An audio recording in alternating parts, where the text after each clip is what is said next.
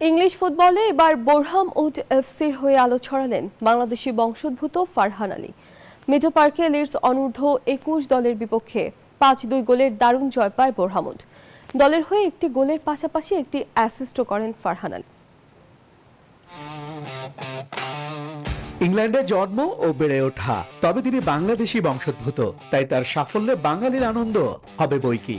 ফারহান আলী হলেন সেই ফুটবলার। চলতি মাসের শুরুতে ইংলিশ প্রিমিয়ার লিগের ক্লাব ফুলহ্যাম থেকে ধারে বোরহামউডে যোগ দেন এই লেফট উইঙ্গার। ন্যাশনাল লিগের সি গ্রুপের ম্যাচে ঘরের মাঠ মিডো পার্কে লিডস অনূর্ধ্ব-21 দলের মুখোমুখি হয় বোরহামউড। সেই ম্যাচে একটি গোল ও একটি অ্যাসিস্ট করেন ফারহান। 41 মিনিটের দারুণ ফিনিশিং এ বোরহামের হয়ে নিজের প্রথম গোলটি করেন ফারহান আলী। এরপর প্রথমার্ধে যোগ করার সময়ে সতীর্থ তারানের গোলে অ্যাসিস্ট করেন 19 বছর বয়সী এই উইঙ্গার।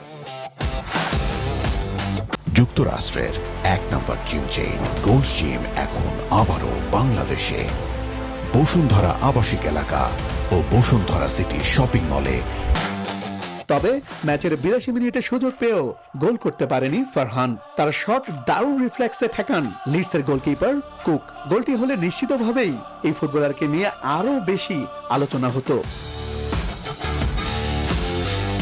মাত্র 12 বছর বয়সে ফুলহামের একাডেমিতে যোগ দেন ফারহান আলী। অনূর্ধ্ব-18 দলের হয়ে 17 ম্যাচে 7 গোল করেন এই তরুণ ফুটবলার। এরপর অনূর্ধ্ব-21 দলের অভিষেক ম্যাচেই গোল করে নিজের সামর্থ্যে জানান দেন ফারহান আলী।